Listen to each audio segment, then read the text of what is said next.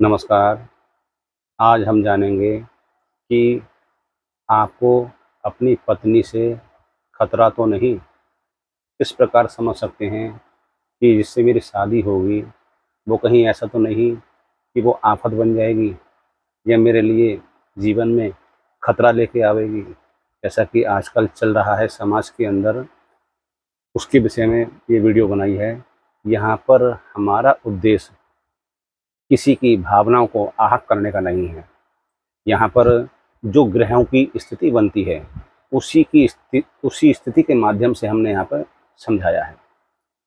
पत्नी कहीं ऐसा तो नहीं कि पति की जान ले लेगी या उसको मार देगी। ऐसे भी योग कुंडली के अंदर बनते हैं। ये योग बनते हैं तो ये किसी की कुंडली में भी हो सकते हैं। इतनी आबादी है, किसी की कुंडली में भी ये योग बन सकते हैं। इसलिए यहाँ पर अगर ये योग किसी की कुंडली में बन रहे हैं, तो वो अपनी आत्मा को इस वीडियो को देखकर आहत ना करें। क्योंकि हम इसके उपाय भी बताएंगे कि अगर ऐसे योग बन रहे हैं कि पत्नी से खतरा है, तो उससे कैसे बचा जा सकता है। यदि बारिश का मौसम आने वाला होता है और किसी की छत टपक रही होती है, तो वो बारिश से पहले ही छत का पानी अंदर ना आवे, मकान के अंदर ना गिरे, तो पहले से ही इंतजाम कर लेता है। पीओपी लगाकर या अन्य किसी चीज़ से वह बारिश का पानी घर के अंदर ना आवे, तो किसी न किसी चीज़ से वह अपने घर की छत की सुरक्षा कर लेता है।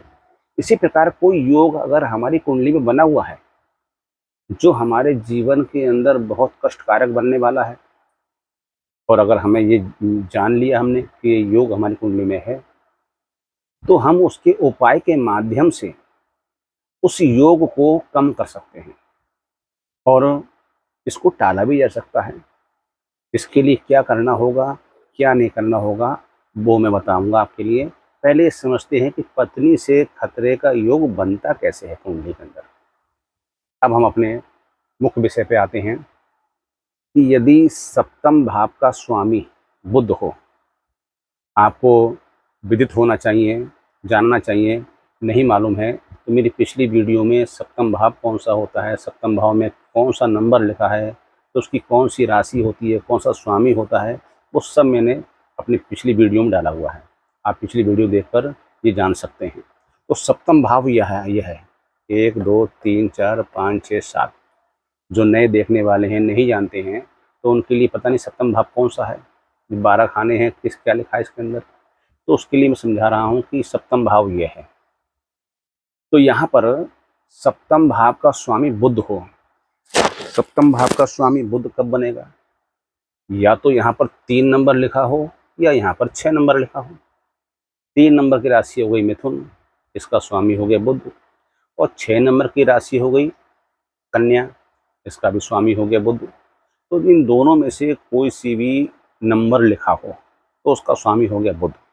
अब आप स्वयं देख सकते हैं अपनी लगन कुंडली एवं नवमास कुंडली को खोलकर आप खुद चेक कर सकते हैं।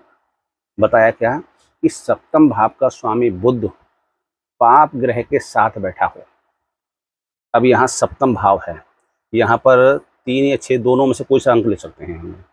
हमने यहाँ पर मान लिया कि सप्तम भाव में 3 नंबर राशि है, तो 3 4 5 6 7 8, ये 12वें वाले भाव में 8 नंबर राशि आ गई। तो ये 8 नंबर राशि में बुध ग्रह आ गए। 8 नंबर राशि होती है वृश्चिक और स्वामी होते हैं मंगल। यदि शत्रु राशि में हो, अथवा ये कंडीशन बताई जा रही हैं कि 8 नंबर राशि में आए हैं, ये किस किस प्रकार से बुध अपना ये दुष्प्रभाव देंगे, उसके बारे में कंडीशन बता रहा हूँ कि यहाँ पर बुध जो है 8 नंबर राशि में आ गए।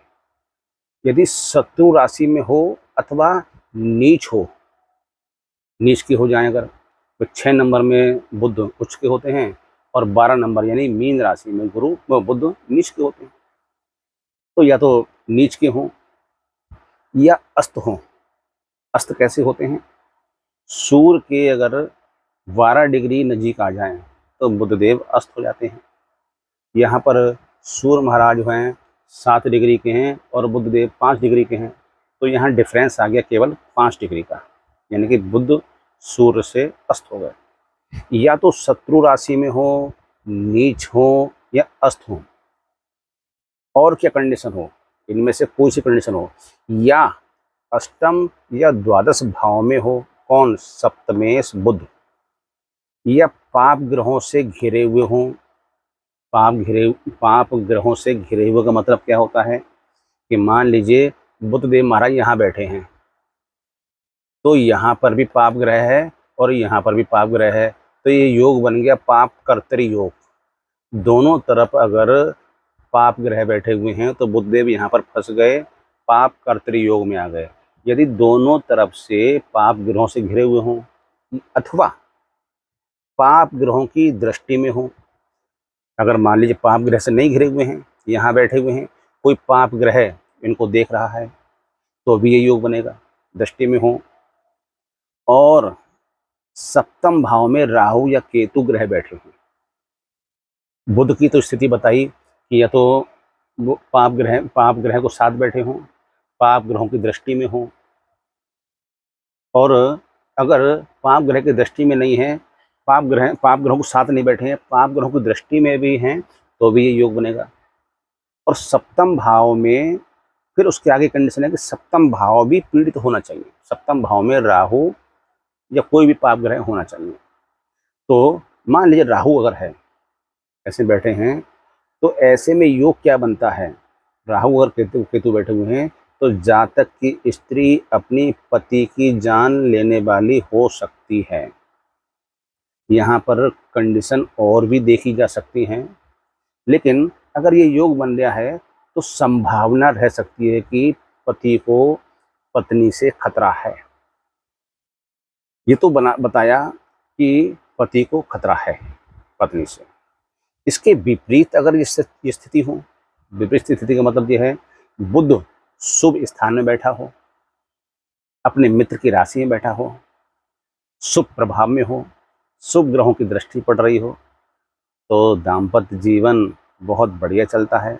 पत्नी उसकी बहुत सुशील होती है, पत्नी से उसको किसी भी प्रकार का कोई दुख, किसी प्रकार का कोई खतरा नहीं रहता। अच्छा, अब ये बतलाया कि अगर बुध शुभ प्रभाव में है, सप्तमेश, बुध मतलब सप्तमेश शुभ प्रभाव में है, तो वह पति के लिए किसी प्रकार से खतरा नहीं है। और अगर पाप प्रभाव में है तो पति के लिए खतरा है, वो किसी प्रकार से पति के लिए खतरा बन सकती हैं। अब वो किस प्रकार से खतरा बन सकती हैं वह यहाँ पर नहीं बतलाएंगे ज़्यादा, लेकिन इतना काफ़ी है। अब इसका उपाय क्या है, मान लीजिए किसी जातक की कुंडली में ये योग बन रहा है, बुध कमज़ोर है, पाप प्रभाव में है, तो ऐसा व्यक्ति जो वीडियो देखेगा वो तो डर जाएगा कि भाई क्या करें अब। तो इसमें डरने की कोई बात नहीं है। कुंडली के अंदर जितने भी दुर्योग हैं, जो खराब योग हैं, उन सब के उपाय भी हैं। अब इसमें हमें क्या करना चाहिए, जब विवाह का अवस्था आवे, यानी कि विवाह की उम्र आवे, तो ऐसे में रोजाना या हफ्ते में 2-3 दिन मंदिर में जाना चाहिए, और मंदिर में जाकर माता पार्वती जी से प्रार्थना करनी चाहिए और माता दुर्गा से प्रार्थना करनी चाहिए कि हे दुर्गा माता, हे गौरी माता, मेरे जीवन के अंदर जो पत्नी आवे वो सुशील आवे और अच्छे स्वभाव की आवे, उससे मुझे किसी प्रकार का कोई खतरा ना हो। पहला उपाय तो ये करना है। विवाह से पूर्व, विवाह की बात भी नहीं चल रही है लेकिन विवाह की लगता है कि हाँ अब हम विवाह कर सकते हैं, तो सबसे पहले हमें अपने आप में सुधार लाना है। दूसरी, हमें क्या करना है, बुध देव महाराज सप्तम भाव के स्वामी हैं, वो पीड़ित हैं, तो हमें क्या करना है, बुध देव महाराज से प्रार्थना करनी है, गणेश जी से वंदना करनी है, गणेश जी से प्रार्थना करनी है, गणेश जी महाराज मेरे जीवन के अंदर जो पत्नी आवे वह सुशील हो, अच्छे स्वभाव की हो, हे गणेश जी महाराज मुझे उससे कोई खतरा ना हो।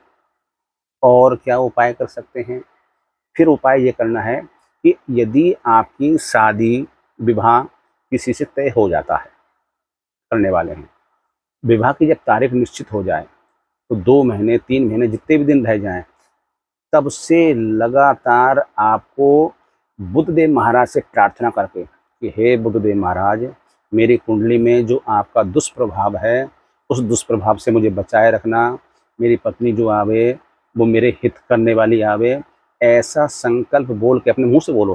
संकल्प का मतलब ये जब प्रार्थना करनी है बुद्धदेव महाराज से, और बुद्धदेव महाराज के जो बीज मंत्र हैं उन मंत्रों का कम से कम कुछ नहीं तो 21 माला रोज करनी है। क्योंकि यह है, अगर कोई संकट आने वाला होता है तो हम उसका पहले से ही उपाय करना शुरू कर देते हैं। तो यहाँ तो पूरे जीवन की बात आ रही है। जब जीवन पर संकट आ रहा है, जिसके संग में पूरा जीवन बिताना है, उस पत्नी वो ऐसी अगर मिलने वाली हो कि जीवन कष्ट में हो जाए, तो उसके लिए आपको त्याग करना पड़ेगा। बुद्धदेव महाराज के बीज मंत्रों का जाप करें, मंदिर में जाएं, गणेश जी महाराज से, दुर्गा माता से, माता पार्वती जी से अपने वैवाहिक सुख बढ़िया हो, पत्नी सुशील मिले, अच्छी अच्छी मिले और मेरा अहित ना करे, ऐसी प्रार्थना करें रोजाना जाकर या हफ्ते में 2 बार जाकर। तो इस जो पाप प्रभाव है, उस पाप प्रभाव से बचा जा सकता है, बचा जा सकता है। और यह हम कह सकते हैं कि ये अगर कुंडली में ये योग बना है, जो खराब योग बना है, उस योग से बचा जा सकता है। हम इतनी मेहनत से आपके लिए ये बातें खोज कर ला रहे हैं, तो आपका भी कर्तव्य बनता है कि हमारे चैनल को सब्सक्राइब करें, लाइक करें और ये इम्पोर्टेंट बात अपने इष्ट मित्रों को शेयर करें। यदि किसी की कुंडली में ये योग बन रहा हो तो ये उपाय करके वह अपना कुछ बचाव कर सके, अपने वैवाहिक जीवन को खुश कर सके, या इस जो योग बन रहा है खराब योग, इस खराब योग का प्रभाव को कम कर सके और अपना वैवाहिक सुख अच्छा कर सके। इसलिए इस वीडियो को ज़्यादा से ज़्यादा शेयर करिए, चैनल को सब्सक्राइब जरूर करिए। एक उपाय और बतलाता हूँ आपके लिए इसका, कि यदि विवाह की तारीख निश्चित हो गई है तो विवाह से पूर्व ऐसे जातक को अर्क विवाह करना चाहिए। अर्क विवाह का मतलब जो है कि विवाह से पूर्व एक पूरा विवाह पद्धति से एक विवाह अर्क विवाह करना चाहिए, जिससे कि जो प्रभाव है वह प्रभाव अर्क विवाह के माध्यम से लगभग समाप्त हो जाए। अब ये अर्क विवाह क्या होता है, इसके बारे में अगली वीडियो में आपको समझाया जाएगा। ये आपको बहुत बढ़िया जानकारी दी है। इस जानकारी को अपने इष्ट मित्रों में शेयर करिए और किसी की कुंडली में यदि ये योग बन रहा है तो उसको बतलाइए और हमारे चैनल को सब्सक्राइब करिए। धन्यवाद।